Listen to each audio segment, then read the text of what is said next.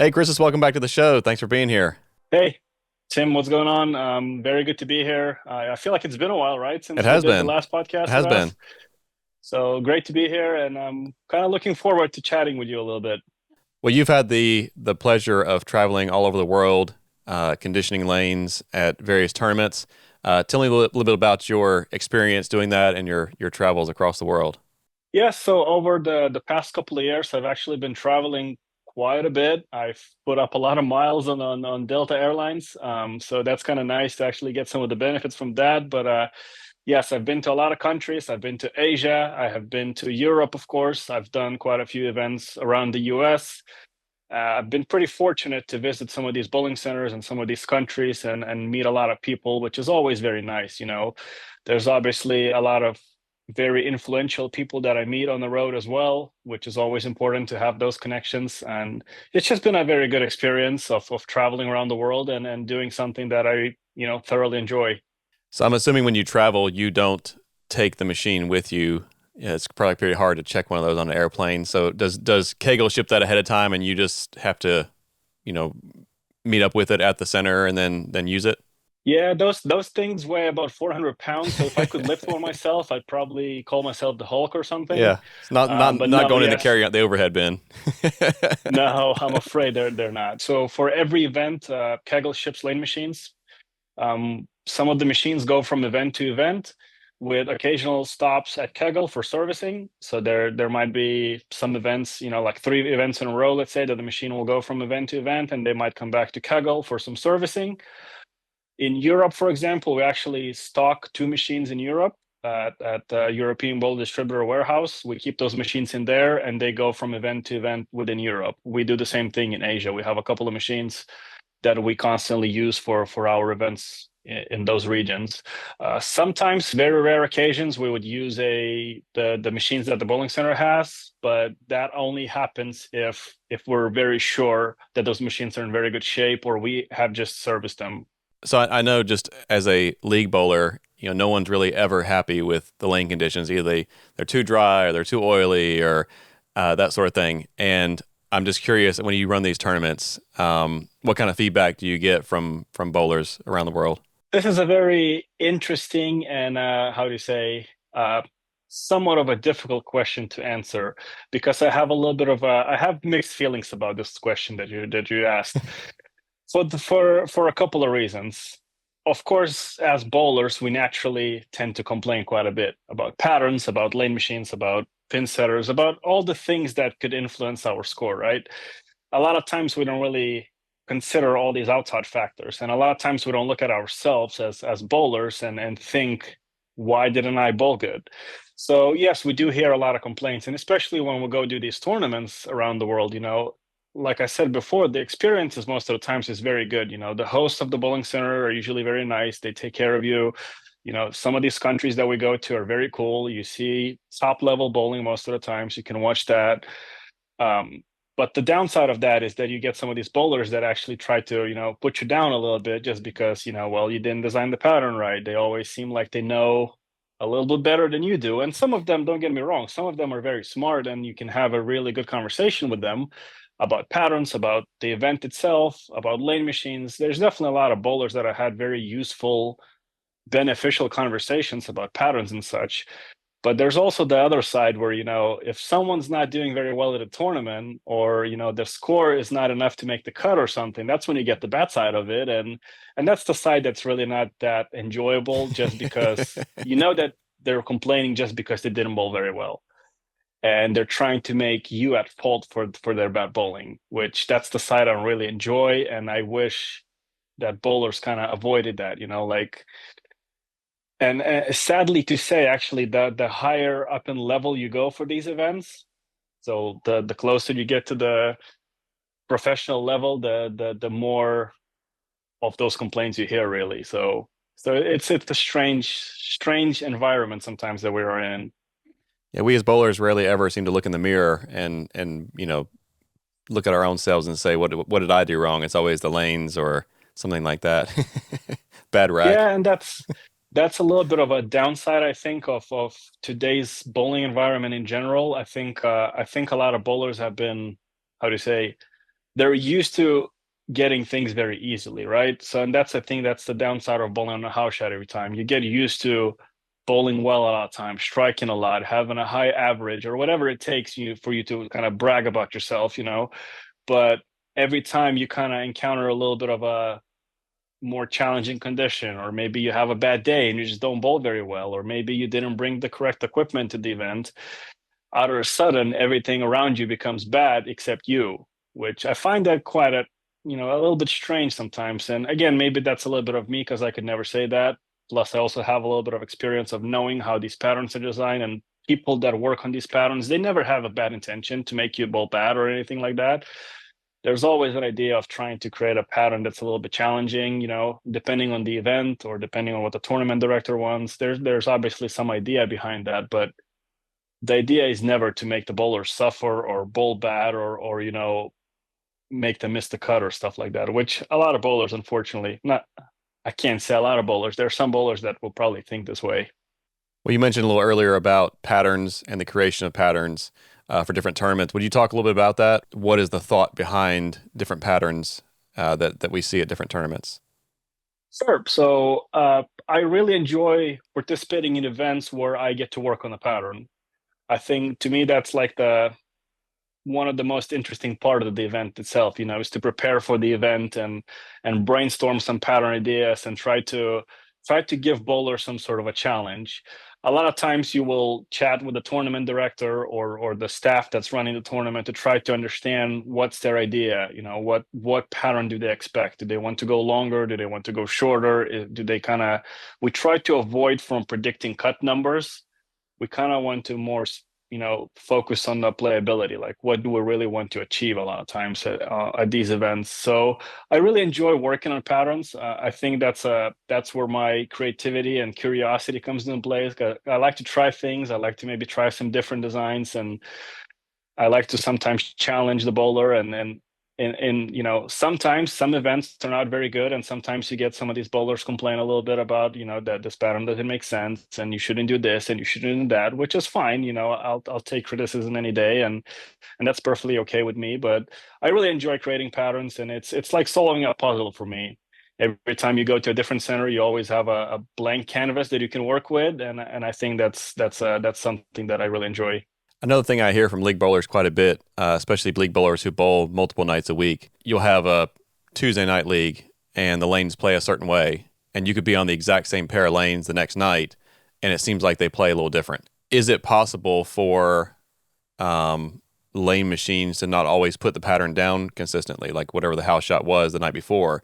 Is it possible that that could be the case, or is it usually the bowler? Uh, I will always say that for the most part, it's going to be the bowler and the environment that you're surrounded with. So, not to say that the machine cannot do, like cannot have an error or anything. I'm not saying that. Of course it can. It's a mechanical piece of equipment. So of course, some things can happen. But if the machine is well taken care of, if the maintenance is done on it, and the people that are running this machine actually somewhat pay attention and know what's going on, I would say there's probably 99% chance that the machine is not the one to blame. Now, when it comes back to the point that you said about one night playing a little different than the other night, you have to consider the topography as well. You're bowling on a different pair, so that lane is shaped in a different way. So of course your bowling ball is not going to probably react the same way. Also, I think what a lot of people don't think about is the fact that you're also from night to night you're bowling with different set of people on the same pair, right? So if your team is playing against team A and then the next night you're playing against team B, you're going to have different styles of play on the same pair, different types of equipment that being thrown, probably different parts of the lane that being played. So there's a lot of variables that change from night to night. And of course, like you said, us as bowlers, we also don't throw the ball the same way every single night. We think that we throw it very close, but you also have to think that even your equipment changes from night to night. All those lines of track that you put on a bowling ball, you think that affects your bowling ball? 100%. Let's talk a little bit about the oil or the conditioner that Kegel makes. Would you talk a little bit about each one and kind of what the purpose was or the thought behind creating that? what that's meant to do. Right. So Kegel makes 10 conditioners at the moment. This is our full lineup of 10 conditioners, and I don't think I will go into each single one of them to try to describe what it does, because I think we're going to need like another hour or so for me to really go in depth with them. You will want to kind of pay attention to what your ball is doing in the beginning when you start your set, and you will want to pay attention to what's happening in the middle of your set. Let's say games 2 or 3 in your league night. That could be obviously there could be a couple of factors what's happening. It could be the conditioner breaking down on a lane, or it could be a pattern that's changing. Uh, those are obviously very hard to distinguish between the two. You know, you have to be very well advanced, and you have to have quite a bit of experience with the conditioners and with pattern designs to really understand that. But what I can say that most of the times, bowling center is going to use the same conditioner throughout the whole year. So if you're pretty familiar with this one conditioner that you're working with in your bowling center, or you're bowling on every night, let's say, you'd be in pretty good state. So I would say, again, Kegel conditioners are all different. They were all made for a specific reason. So let's say, just to give you a couple of examples, you know, when we launched Prodigy in 2004, I believe, it was specifically designed for open play, pretty much open play, and it was really focused on the ease of cleaning, how to get it off the lane very easily, and it was also very pin setter friendly. Then as we move on, let's say Infinity was released for more durability. So Prodigy was a very light conditioner. It came off the lane very easily, but it wasn't very good for let's say tournament play. So we created Infinity for that matter. As you move on, we had Fire and Ice. Those names, of course, tell you a little bit about what that conditioner is going to do. You know, Fire is going to hook a little bit, and Ice is a little slicker. But those two conditioners introduced some new friction modifiers into the lineup. So there's not only a playability factor to this, but there's also some chemistry that's involved into these formulations. And every conditioner has different chemistry in it that kind of gives you a little bit of a different property, whether it's the way the conditioner reacts to the lane or with the bowling ball. So that all comes together, you know. Is there a certain oil that you see that most centers use for a house shot? I would say there's a pretty wide variety of conditioners that are used across the centers in US. There's some regions, I would say, that are, how do you say, it's all about, a lot of those things are all about word of mouth, right? So if one center is using, let's say, Infinity for their league, right? Then there's a couple of centers around it, and maybe their centers are not scoring very high. So they're trying to look out what the center next door is doing to them. So they might end up using Infinity as well to try to kind of match to what the successful center is doing. So I would say, I mean, yes, Fire is very popular. Infinity is very popular for house bowling.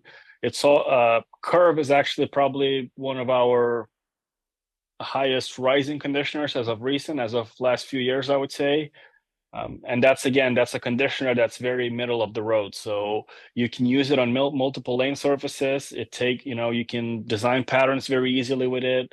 It doesn't have any, like, how do you say, uh, tricks to it. You know, like, it's a very easy to use conditioner. It comes off the lanes very easily. It's very pin setter friendly. So stuff like that, most of the times, how to say, league houses are looking for. You know, they just want a very easy to use conditioner, which, when it comes to Fire and Ice, for example, those are a little bit more tournament focused conditioners. So they have some different properties, and you kind of have to think about your patterns a little differently when you start using those.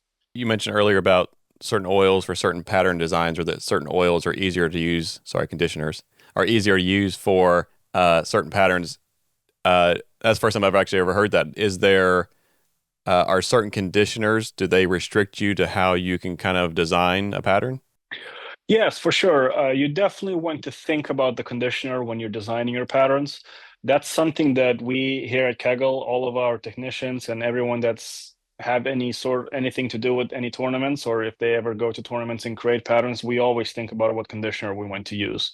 Now, that mainly comes into play when you're talking about lane surface. We really want to make sure that we provide the best conditions for the bowlers to bowl on. So conditioner is obviously a key factor in that as well. So when we go to centers that, let's say, have a very high lineage and their lane surface is very old, we're not going to be choosing like something like Terrain or Fire that has a lot of hook built into the conditioner itself. We want to pick something that's a bit more durable, maybe a little bit slicker. Uh, those are the things that you have to think of every time you try to create a pattern.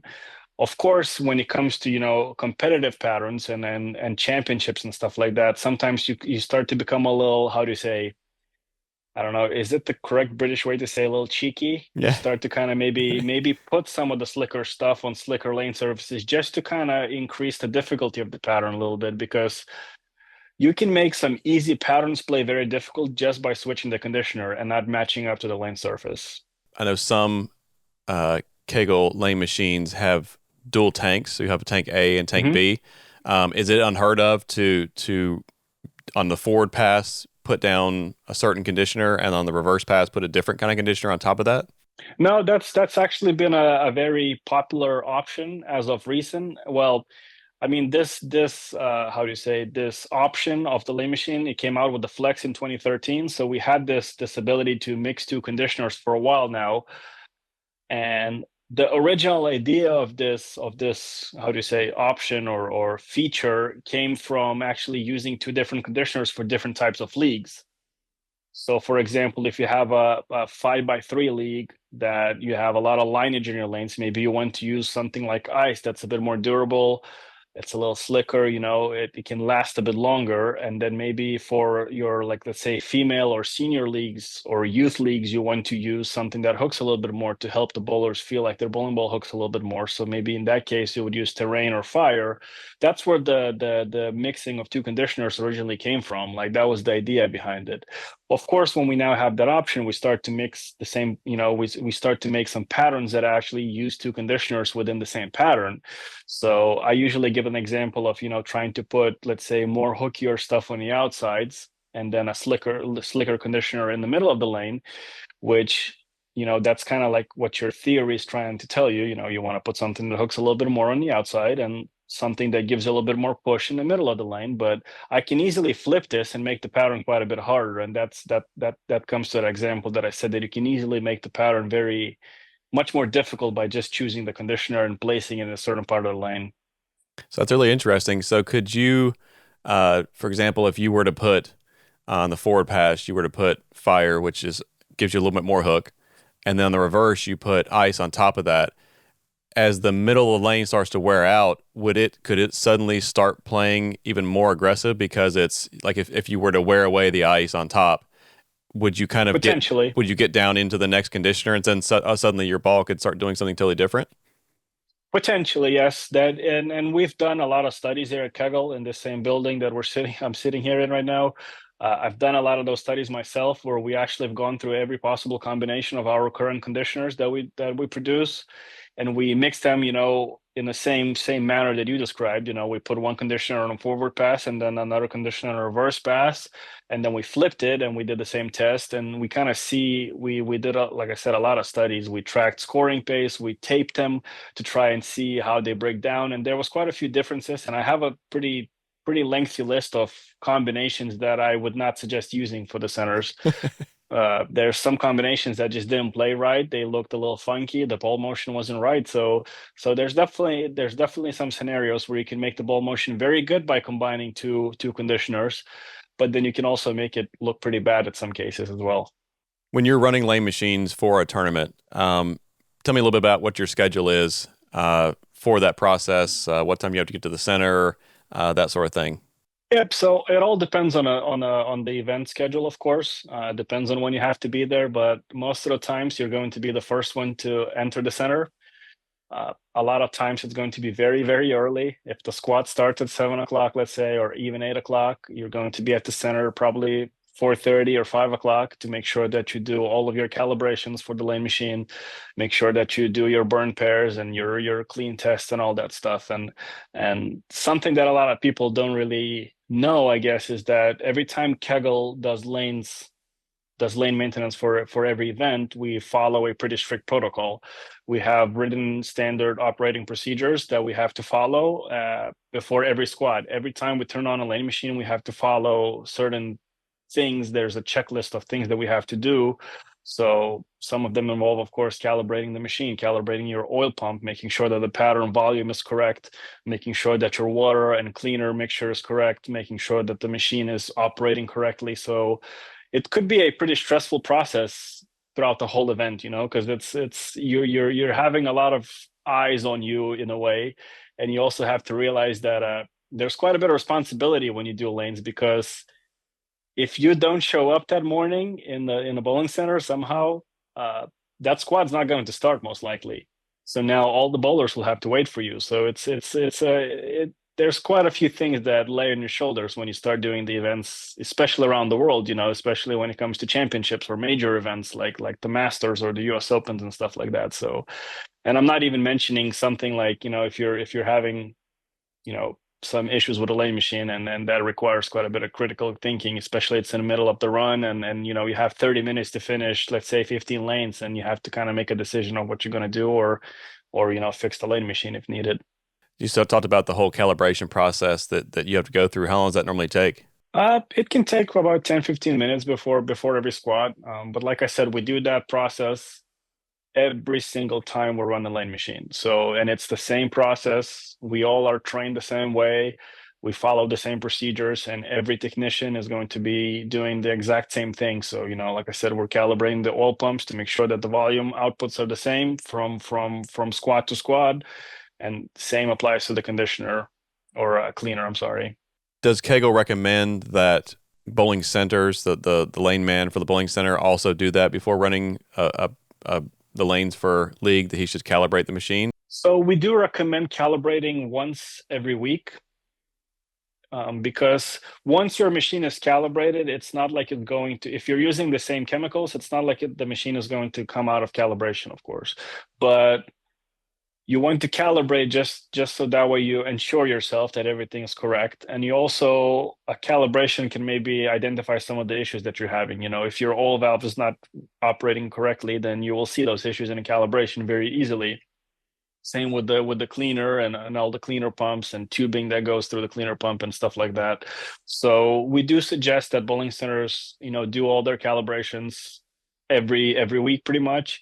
There are some centers that I know for sure that do that very, very religiously, I would say, and they're making sure that their machine is running at a good shape and the way it's supposed to run. But there's also a lot of centers, unfortunately, that kind of, how do you say, abandon their lane machine a little bit, and those are the centers that I feel a little bad for the bowlers, just because the experience that they should get is not always what they really get.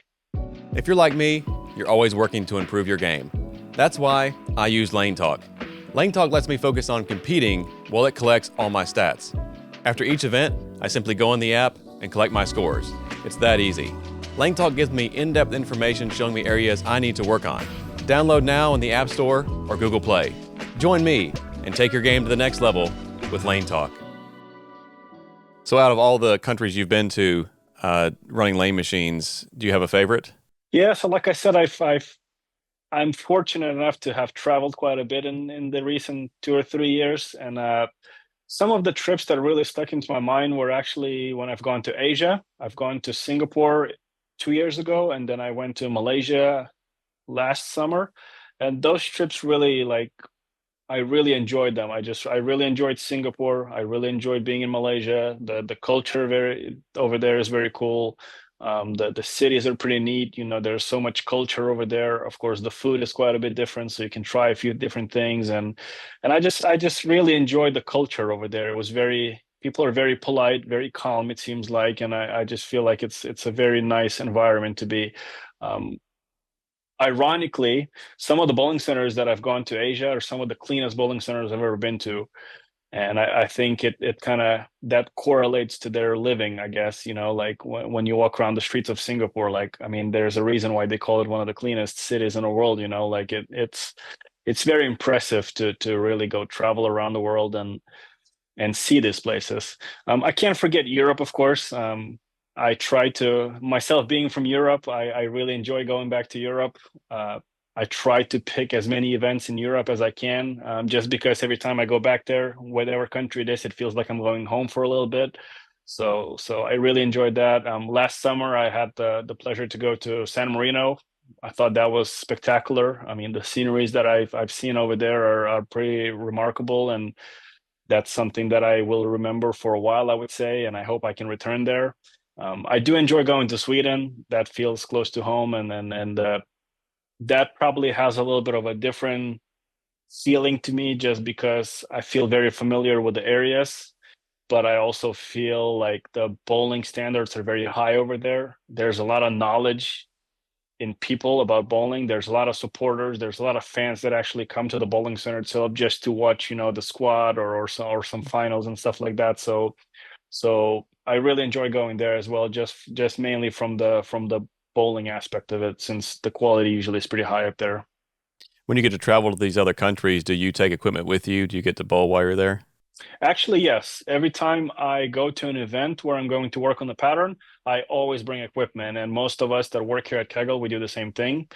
Uh, for a couple of reasons. I always want to kind of test out the lanes a little bit. I want to get the feel for them.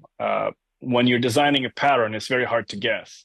I as much as we can make a very good educated guesses a lot of times, and we also have a lot of history at these centers, because usually you go from center to center and it's the same center most of the times. But yes, I do bring equipment every time. I test out every single pattern that I create, so I never go blank. And I just really want to get familiar with the bowling center, because what you see on a paper doesn't always correlate to what it is on the lanes. Do you wait and create the pattern once you've arrived at the center? So normally I would create maybe a couple of versions. Of course, when you kind of come up with this initial idea, what you want to do for an event, I would start drawing up a couple of patterns just to kind of have my ideas put down on a paper, and then I would test them here at Kegel quite a bit. So whether it's after work or maybe spending an hour here and there trying to bowl on those patterns and actually see if those ideas that I have in my mind are actually coming true on a lane. A lot of times I would actually have some of the either Weber bowlers or like, let's say, Verity, for example. She's here a lot of times, so I would have her bowl on some of these versions to kind of give myself another perspective of how the patterns looking. Because when it comes to patterns, it's actually quite difficult, because what I see might not be the same thing as you would see or Verity would see or any other bowler would see. So the more, how do you say, feedback you can get, the better it is. So that's actually one of the reasons why we test these patterns before we go to these events. So once I'm kind of happy with what I create here at Kegel and what I see, I would save these patterns. I usually have a couple of versions with some tweaks, and then once I get to the venue, to the event, I would put down those versions and start to see if it kind of matches to what I saw at Kegel. Luckily, here at Kegel, we have some ability to bowl on different surfaces here. We have a couple of different surfaces over here, so we can test them as close as it is to the most of the bowling centers around the world. So, like I said, once I get to the venue, a lot of times I have to make some tweaks, just because the bowling center has its own specifications. So the lanes are not the age of the lanes is usually not the same. The topography is usually a little different. So that's what I bring the equipment, and then try to bowl some, and then make sure that the tweaks that we make is what's needed for the event. How long does it usually take to create a pattern from scratch, or do you start with kind of a template that then you just tweak? So I would say a lot of people that work on these patterns, and again, I can't speak for everyone, of course, that works on a pattern. I can only speak for myself and some of the people that work at Kegel, because here at Kegel, we kind of share our ideas quite often. We speak about every event that we go to. I know people have their own tendencies of how they like to create patterns. Some people like, certain pattern designs, and some people like, they like to achieve certain things in a certain way. I would say I probably take a little longer on patterns than I would say your average pattern designer, maybe just because I like to test them a bit more. I like to play around with them and see what happens if I do this or what happens if I do that. So there's some patterns that I can put up a pattern in 3 minutes if you want me to. That's not a really big issue, but I don't really enjoy that, just because I feel like then I'm first of all I'm making a little bit of a guess instead of giving a customer or an event a full experience or very high quality product, as we speak. So a lot of times I would say, if I'm preparing for a championships, let's say, I would probably take a good 2-3 weeks to develop a pattern. Sometimes it might be longer if we're working on some pattern designs that are very specific for the event. We might take up to a couple of months, in fact. Like if we're really trying to develop a pattern, Um, it might take a little bit, and then once we get to the events, it can, usually it takes about, a day or two. For the championships, we try to arrive a couple of days earlier to work on the pattern to make sure we need to fine tune it. For like a standard event, we usually go there a day before so we can kind of finalize everything that we need to. So one question I've always been curious about, the more volume you have in a pattern, the more difficult it is for a ball to slow down and then read the pattern and hook. Is that correct in a general sense? General sense, yes. So is there a certain point where the volume no longer matters? Like there's so much volume that it doesn't really matter anymore, that the ball is still going to skid this distance? Or is it just the more volume you add, the further the ball is going to skid? For the most part, and today's equipment is getting so strong that it's actually pretty difficult to make the ball not hook at all these days. I can tell you that, and that's something that I get asked a lot, when I go to professional events, especially, a lot of these bowlers said, "Oh, well, you should put this out, or you should put, a lot of volume on a lane, or you should put a very little amount of a lane." There's this never-ending battle now that you see between bowlers. Some think that we should go to 80 mils, and some people think that we should go to 15 mils back again. So, but I can tell you that we've recently actually tried quite a few patterns with very, very heavy volumes, and I'm talking like 60 plus milliliters. And there are some bowling balls in the market that will still read the lane okay. Hmm. But when it comes to probably past that limit, I would say this is where the performance starts to go down a little bit, and you're not seeing as much motion down the lane. Well, down the lane you're seeing the motion. You're not seeing much motion through the pattern. So this is where the sign of the conditioner kind of taking over a little bit over the bowling ball. Now, this is in not any way that I'm saying that you should be putting out 60 mils on a lane, because I don't think it's still necessary. That'd be quite a bit. Yeah, we are. I would say in general, bowling has been moving up in volume. I believe we do track most, well, every tournament that Kegel participates, and then we can have access to patterns, or we know what the pattern has been used for the event. We actually keep it in our library, and we do some studies to see what the average volumes are through the year. We also separate them between men and women just to see what the tendencies are. And I think last year was the first year that we've ever seen average volumes for men events to actually go over 30 milliliters of oil. This Okay. is, and it seems to be like every year it's kind of going up 1 milliliter per year. So the tendency is definitely going up. Now, whether that's the correct way to do, I'm not entirely sure. One thing that kind of baffles my mind a little bit that I'm struggling to understand is, one of the biggest complaints you hear from bowlers these days is that, the bowling balls either hook too much or they're burning up. I don't know. I'm sure a lot of you have heard this terminology Absolutely. that, oh, my ball's burning up. I can't pass it past the first panel in a lane, let's say. Which, okay, if that's the case, and let's say the volumes of the patterns are increasing to try to battle that, but we're still getting these complaints of balls burning up. I start to not really understand why the Aberlon pad numbers are getting lower on the bowlers that use. And also, some of this equipment that we're getting is also getting stronger. So I find that a little bit of a, how do you say, a mismatch over there. Like, if Mm. the lane surfaces are getting more worn, rev rates, of course, are going higher on average, but yet or the bowling companies are coming up with a stronger and stronger and stronger equipment that has more hook and more hook and more hook. So I'm kind of, when someone comes up to me and says, "Oh, my ball's burning up," and then when you see when they're throwing, it kind of makes you wonder, well, why are you surprised that your ball's burning up? Yeah. Which that comes to my point that I was speaking about earlier. Sometimes some of these bowlers that approach me and speak about patterns and stuff, it seems like it's just they don't really look at the bigger picture a lot of times, like, "Oh, well, my ball's burning up, you should put more oil in it." Well, did you consider what ball you're throwing, or how much surface you used, or how old the lane surface is? And a Right. lot of times you get the answer that, no, of course. So it's, again, it's that this is where I get frustrated, because we get blamed for making a wrong pattern, but yet there's people that want to throw the strongest equipment with 500 in it on a lane surface that's 25 years old. So Right. that to me, I have no explanation to that, which the only thing I can say is just this lack of knowledge, Yeah. which unfortunately that actually comes from some of the top players in the world. So Yeah. Ball down. Ball down.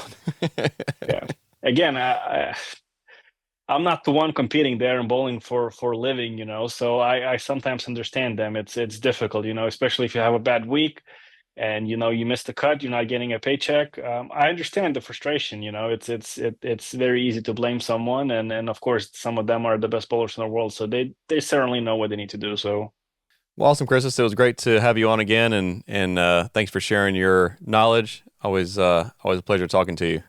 anytime, it's great to be here, and anything I can do to share a little bit of my knowledge with you guys, and kind of open up some eyes maybe, and just help everyone to understand the game a little bit more.